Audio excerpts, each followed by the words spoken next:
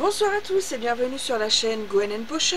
Je vous retrouve ce soir pour une recette inédite sur ma chaîne. Donc moi ça va être ma deuxième tentative. Ça s'appelle des shower steamers. Donc c'est comme des boules de bain, sauf qu'au lieu de les utiliser pour le bain, on les utilise pour la douche. Vous le mettez dans le fond de votre douche, sous le jet c'est mieux, et en fondant ça va libérer une odeur. Donc j'ai trouvé la recette initialement sur le site de Jerica, je vous mettrai en barre d'infos le lien, donc qui explique qu'elle est en train d'en faire avec des huiles essentielles. Donc j'ai cherché une recette parce que ça m'intéressait, moi qui suis désespérément sans baignoire, les bombes de bain pardon, que vous me voyez faire, c'est toujours soit pour ma soeur ou des amis, soit pour mes neveux et nièces. Chez moi il n'y a pas de baignoire, donc c'est douche. Et c'est vrai que des fois j'aime bien faire des douches assez longues durant lesquelles je fais soit mon henné, soit des soins capillaires, etc. Et j'aimerais bien un petit truc qu'ils font à côté et qui sent bon. Donc c'est totalement optionnel, c'est à part pour détendre. C'est un produit qui ne sert à rien, hein. C'est vraiment pour me faire plaisir. C'est pas, ça peut être thérapeutique, j'ai lu, hein, j'ai fait des recherches dessus, donc il y en a qui les utilisent avec des huiles essentielles, de lavande, etc. pour apaiser, dynamiser, etc. Moi c'est vraiment pour mon plaisir. Donc j'ai trouvé une recette de base sur internet que j'ai trouvé assez étrange, puisqu'à l'intérieur il y avait de l'huile de coco, et je me suis dit que l'huile de coco en fondant avec le reste des ingrédients allait rendre mon sol glissant, et que la seule chose que je risquais de gagner c'était un séjour à l'hôpital. Je suis retournée sur la vidéo de Jerica qui expliquait justement que dans sa recette achetée sur internet, elle avait vu qu'il mettait de l'huile et qu'elle l'avait retirée. Donc j'ai retravaillé cette partie-là. J'ai retravaillé également la partie où elle met une poudre alimentaire américaine de glucose ou je ne sais quoi que nous on n'a pas.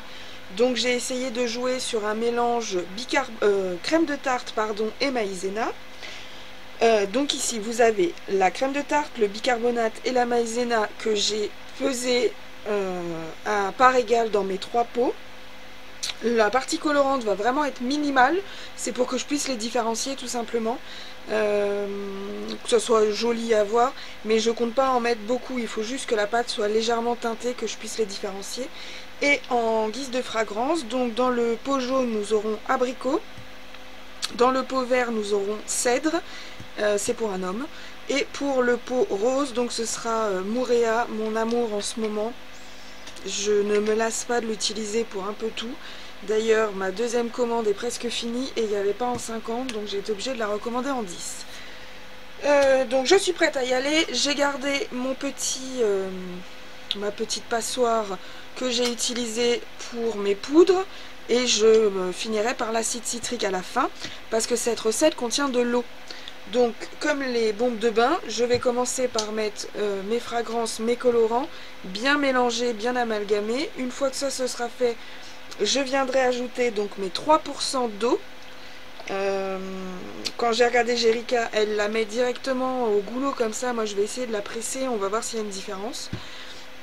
Et en tout dernier, je viendrai ajouter mon acide citrique. Et pour marquer le coup, entre guillemets, non, je les ai commandés pour faire des shampoings solides. Et hop, donc c'est une presse Mooncake, je crois que ça s'appelle en anglais. Donc c'est simplement une presse pour les boules de bain, les shampoings, les shower steamers. Et je l'ai reçu le jour où j'ai vu la vidéo de Jerica, qui a le même en plus gros ou en plus petit, je sais plus. Donc vous avez différentes têtes qui sont fournies avec. Hein, ça fait... je comprends pas pourquoi, parce qu'il y en a certaines, elles sont trouées avec des différents nombres, donc je pense que ça doit correspondre à une légende. Donc derrière il y a le poids, 100 grammes, et avec donc différents motifs. Donc vous allez voir que je les ai déjà utilisés pour un... Ah bah j'avais pas vu celui-là. Ah bah là il y en a 2 beaux que j'avais pas vu. Une fleur marguerite ou tournesol et une tulipe rose. Et là j'avais gardé celui-ci. Donc on va prendre la balance que j'ai rangée ici. On va mettre un soupçon de colorant dans chaque pot.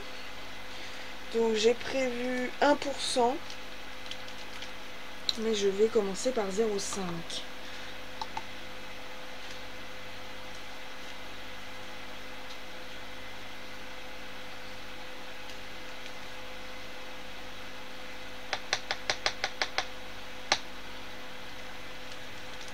Donc c'est les 3 colorants que vous avez vus là, c'est des échantillons Nature Soap que je teste. Donc là il y a Magic Yellow. Lui c'est Forest quelque chose, elle n'a pas noté sur la feuille, sur le sachet, mais je l'ai sur ma feuille. C'est une collègue savonnière américaine qui me les a envoyés contre des fleurs séchées de lavande et de l'argile qu'on peut trouver en France et qu'elle a du mal à se procurer de son côté à des prix raisonnables. Donc on s'est mutuellement rendu service.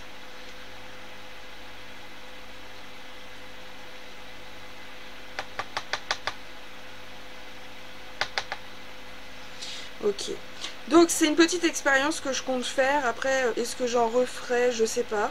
Ça m'a tenté, je voulais absolument voir ce que ça procurait comme sensation entre guillemets.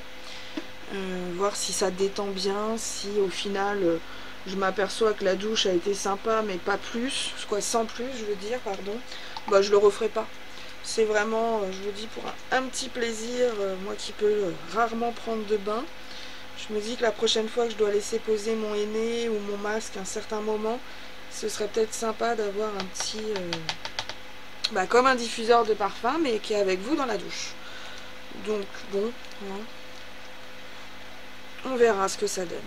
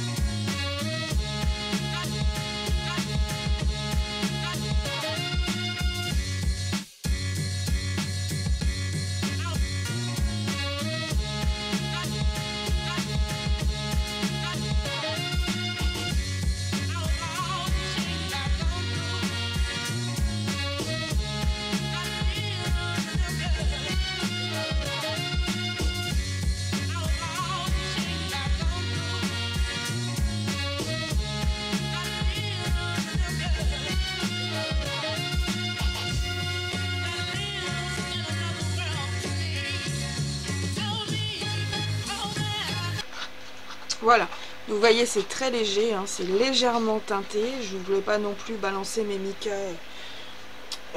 dans les égouts pour rien. Hein. Et donc je vais ajouter dès maintenant la fragrance. Donc je vais les faire un à un. Là je vais ajouter ma fragrance, mon eau. Je vais mélanger tout ça et en dernier je viendrai ajouter l'acide citrique et je passerai au moulage.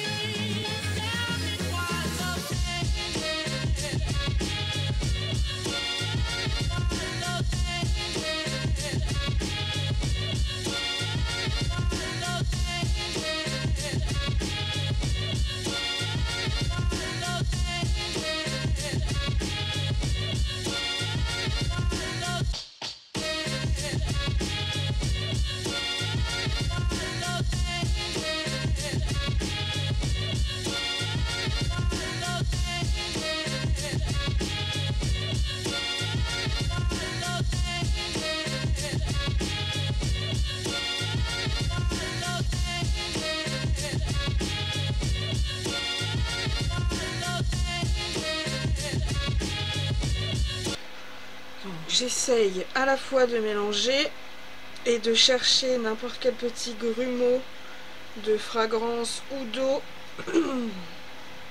qui aurait pu se former, et je les casse.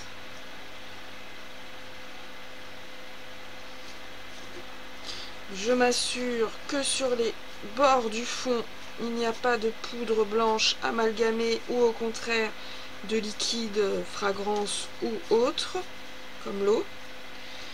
Et je remélange.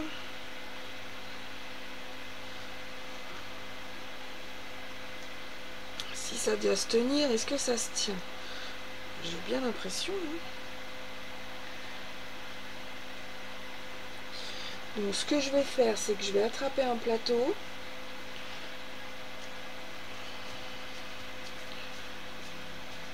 Ok. Alors ça colle beaucoup moins aux doigts dû au fait qu'il n'y a pas d'huile dans notre pâte.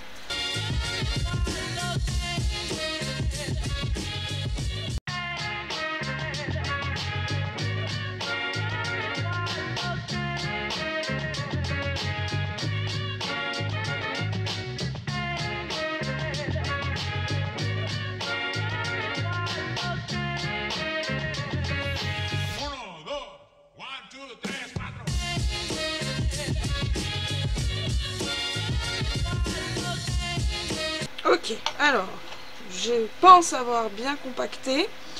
Avec les boules de bain, ça s'était plus ou moins compacté tout seul. Et j'ai pas eu de difficulté particulière à part à viser. Donc ça c'est plat, j'avais pris un légèrement arrondi. Du coup à chaque fois que je posais ma boule de bain, elle se cassait en plein milieu. Allez, 1, 2, 3. Et donc là on tient avec les deux doigts, là, et on pose la paume de la main là. Et on tire, et voilà. Je l'avais pas assez tassé. Bon, on recommence. Donc je sais pas si vous allez voir, il y a des endroits où elle est restée entière.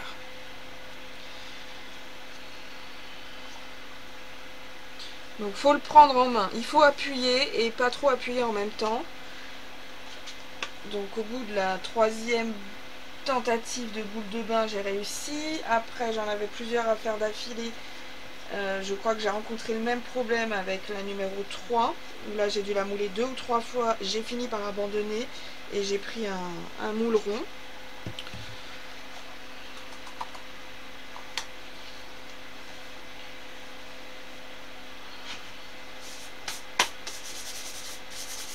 Ok, on recommence.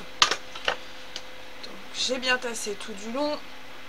Je renverse et j'appuie en n'oubliant pas de relever l'appareil au fur et à mesure.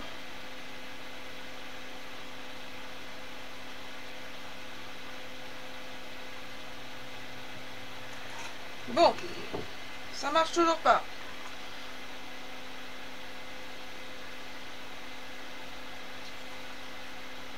J'ai une fissure. Bon, on va la laisser tranquille. Je la retravaillerai peut-être après. Voilà, donc je vais passer au vert, au rose d'abord, puis au vert. Je vais m'assurer qu'il n'y a plus de poudre dedans. Alors ça par contre niveau nettoyage, c'est très simple, hein, vous tapotez.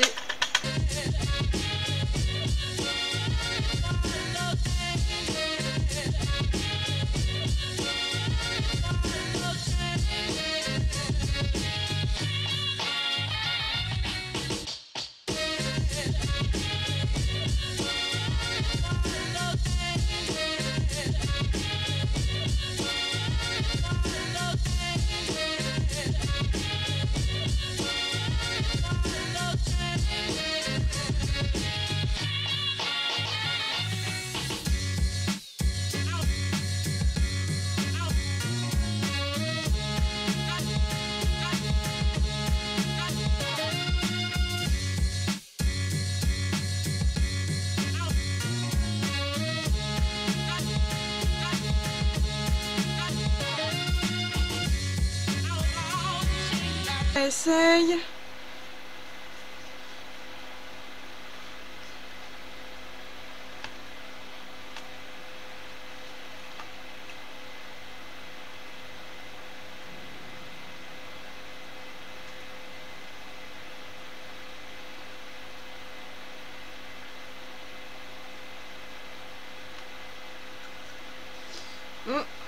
Cassé aussi. Et tout est coincé dedans. Bon.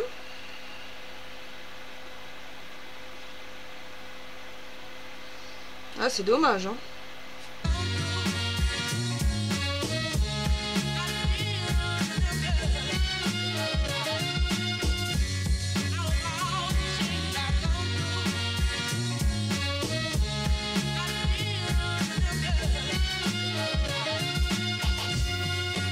Troisième et dernière tentative avec cette recette.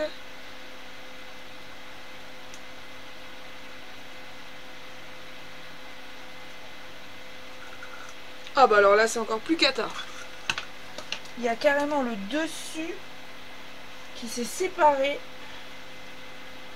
Oh. Bon, je la refais. À voir.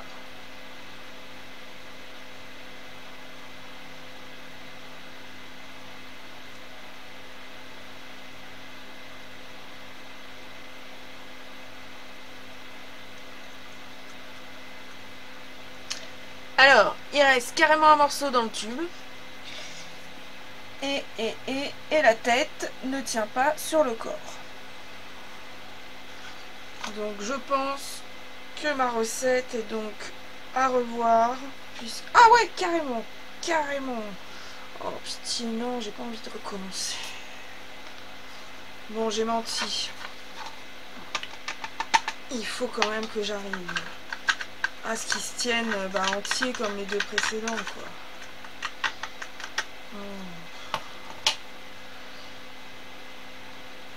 Donc il se casse en deux et il se casse en trois dans l'autre sens, quoi.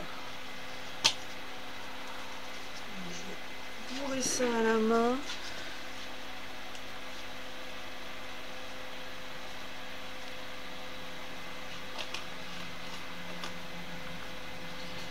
Vous voyez, quand je commence à m'énerver parce que ça ne veut pas fonctionner et qu'en plus que je suis fatiguée, alors là il n'y a plus de règles, je deviens une vraie Godzilla, comme dit mon copain, tous aux abris.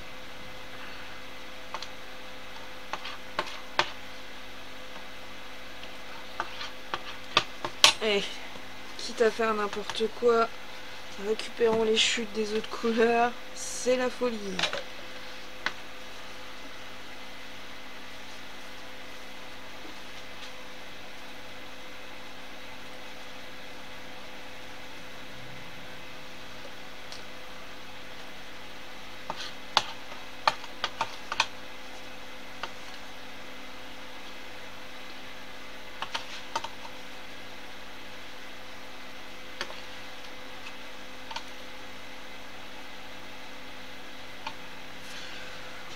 Ok, on réessaie.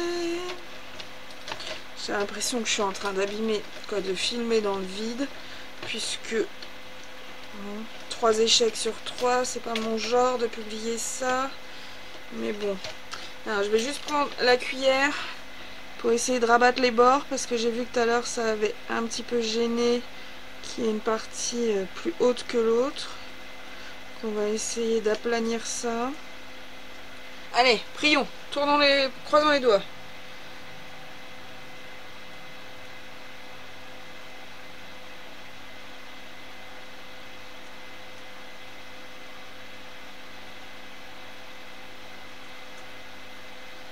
Ouais. Tout a collé à l'intérieur, mais il est en un seul morceau. Donc il va rester comme ça. Et je vais aller me coucher. Voilà. Tant pis pour lui. Bon bah écoutez, je vais retravailler cette recette. Je vais refaire un test. Parce que là, d'après ce que je vois, c'est trop mou. Et à la fois trop collant. Donc il va falloir, je pense... ah bah celui-là il est sec. Retravailler la proportion crème de tarte, bicarbonate, maïzena. Je pense que c'est là qu'il va falloir jouer. Ok. Bon, voilà. Alors, celui-là est sec. Et donc, on voit les dommages. Cette partie-là, c'est totalement décollé. Moi je vais en faire une boule ou de la poudre, mais je vais m'en servir. Celui-là, bah écoutez, apparemment il reste d'un bloc, même si je vois qu'il y a des petites fissures qui apparaissent ici et là. Et celui-là il est encore frais, je voudrais pas faire des bêtises, mais voilà le maximum de dégâts. Donc bon, je vais les tester sous la douche. Je vais m'assurer bien sûr que il se désagrège pas en bout de quelques minutes. Avec un gros comme ça, je voudrais au moins faire 2 voire 3 douches avec. Apparemment, d'après ce que j'ai lu dans mes recherches, ce serait plutôt quelque chose à usage unique. Mais puisque celui-là, je l'ai acheté pour les boules de bain et les shampoings et je veux qu'il fasse 100 grammes, bah, j'ai que le 100 grammes. J'ai vu qu'il y avait un 50 grammes, mais je vais pas non plus les collectionner. Hein. Donc je vais continuer avec mon 100 grammes et à la rigueur couper, casser, prélever un morceau. Mais ce qui m'inquiète, vous savez quoi? J'allais vous dire ce qui m'inquiète, c'est que j'ai pas fait de test. Mais on va faire un test là-dessus. Hop. Donc le temps de séchage est de 48 à 72 heures. Et après vous pouvez l'utiliser pendant, après c'est vous, hein, selon comment vous allez le stocker. Si après la douche vous le laissez dans votre bac à douche, dans l'humidité, il va pas vous durer longtemps. Par contre si vous le retrouvez, si vous le récupérez, pardon, dès que vous avez fini et que vous le mettez dans un porte-savon à journée, je pense qu'il y a possibilité de le faire durer plus longtemps. Je vous tiendrai au courant de ça, soit dans une vidéo, une petite partie récap de la vidéo que je vous ferai, soit dans la barre d'infos avec la recette. Donc je prends ça, je prends ma bouteille.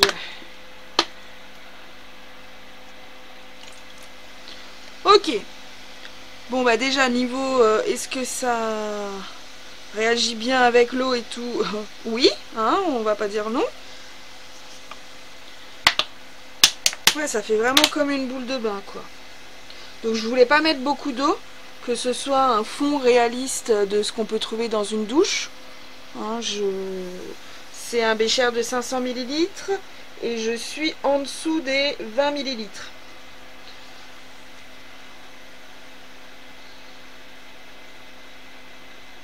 Ok. Alors par contre, j'ai bien l'impression qu'il faudra nettoyer la douche après, puisque je vois que ça tache le bécher. Pourtant il n'y a pas d'huile, ça devrait pas. Donc ça continue de pétiller.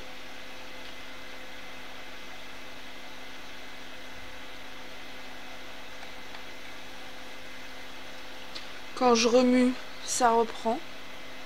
Ça se réactive.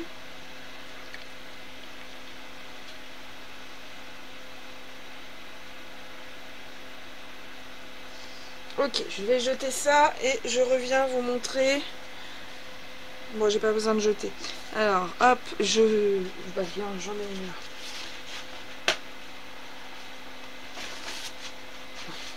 Donc, je le penche pour avoir le liquide d'un côté. Je mets mon sopalin et je frotte. Tout est parti. Tout est sur le sopalin, donc ça veut dire que ça partira à l'eau. On aura juste à passer un coup de jet, peut-être à frotter avec le pied et ça partira. Ok, donc ça c'est bon. Donc il n'y a plus qu'à laisser sécher et à tester. Et je vous raconte ça donc dans la fin de l'épisode, la fin de la vidéo je veux dire. À bientôt, au revoir.